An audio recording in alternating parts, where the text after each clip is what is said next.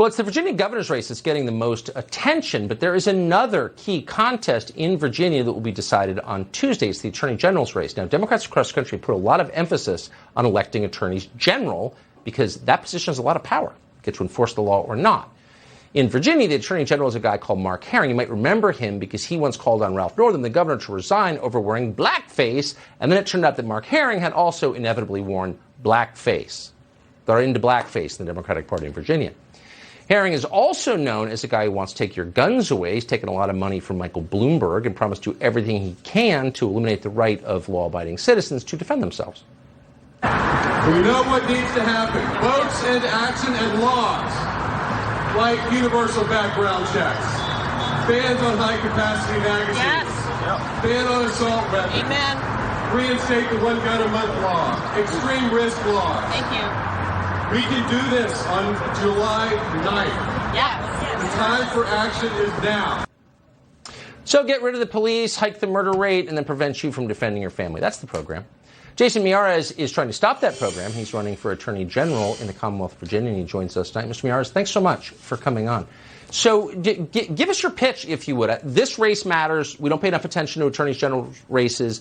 Why are you preferable to that character, would you say? Tucker, thanks for having me. Listen, if you want somebody who's been trained as a politician, Mark Herring's your candidate. If you want somebody who's been trained as a prosecutor, I'm your candidate. And what we've seen in Virginia with a murder rate that over a 2-decade high is a lot of politicians that have played political games, far left political games with our safety, going back from our schools to these local Commonwealth attorneys, these prosecutors that have been funded by these outside special interest groups. You have the Fairfax Commonwealth attorney who had a case where an individual had raped a 5-year-old child over the course of a year. And that Commonwealth attorney just decided, well, a life sentence without the possibility of parole is too difficult and too harsh for a child rapist. I'm going to give a reduced sentence, drop some of these harsher sentences, harder charges, just so this individual is now eligible for only a 17-year sentence. With geriatric parole, he's out in 10 years. And you have a parole board that has had this criminal first, victim last mindset where they're letting out violent criminals back on our streets.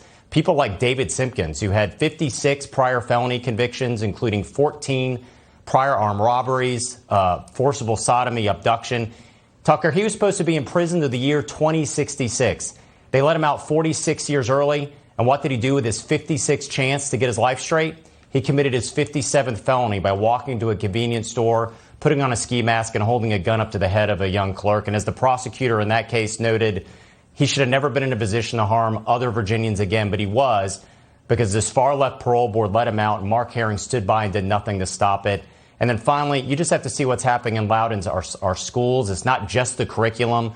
These far-left monopoly in Richmond, they passed a bill that ended the mandatory reporting requirement of sexual assault in our schools. And we saw what happened in Loudoun. You had just this week over 500 students walk out saying our schools don't feel safe, because you had an individual that went in, and a 9th grade girl went into a bathroom, was a victim of a violent sexual assault. And then the perpetrator then was transferred to another school where a second alleged sexual assault took place. And so right now parents are saying, listen, this isn't really about left or right. This is just about common sense. This is about right or wrong. The first step a parent should have, the first confidence is if they drop their child off at a school, that they're going to be safe. And so, again, Mark Herring would rather focus on far-left politics. In fact, he brags that he's turned that office of the Attorney General in Virginia as a progressive powerhouse. I want to take it back to a law enforcement focus, and that's where we're having so many Virginians come down and rally around us everywhere we go across the state. I think you make a really good case. If you're the chief law enforcement officer of the state and the state's crime rate goes way up, maybe you shouldn't get reelected. Maybe it's that simple, as you just pointed out. Jason Miyares, good luck on Tuesday. For sure, that matters.